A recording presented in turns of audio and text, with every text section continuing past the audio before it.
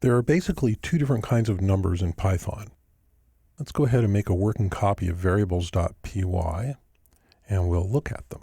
Variables-numbers.py.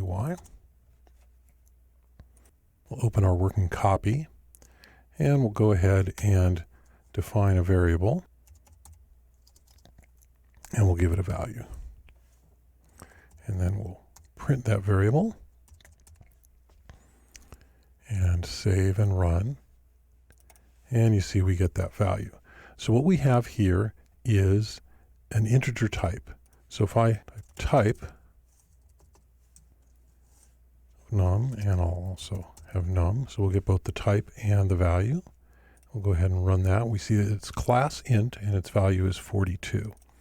If I say 42.0, now its type is going to be class float. So those are the two different kinds of numbers in Python. You have integers and you have floating point numbers. If I take an integer like this and I say 42 divided by 9, I'm no longer going to have an integer. If I save this and run it, we'll see that I have class float and that it is this real number with a whole lot of digits after the decimal point. If I want to get an integer division, I can use 2 slashes instead of 1. And now what I'll get, instead of 4.66666, I will get just 4. You'll notice that it is not rounded up. So if I want it to be rounded, I can type round and give back the floating point division and save that and run it. And now we have it rounded up. It's a 5.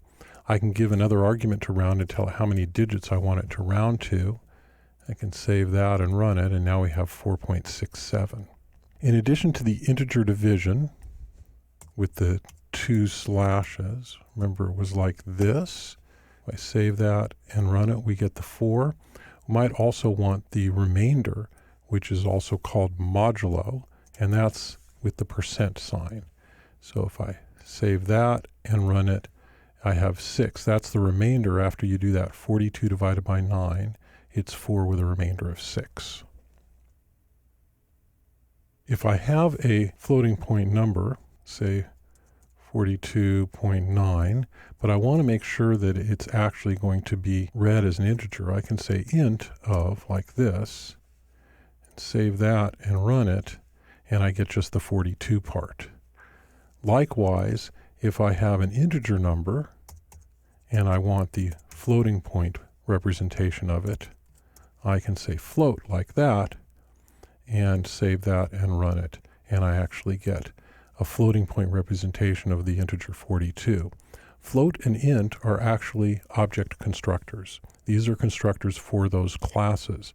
So when I say float 42, what I'm actually doing is I'm creating an object of type float, and I'm giving it an initial value of 42 that's getting passed to the constructor. So those are the basic ways that you can use and create integers and floating point numbers in Python 3.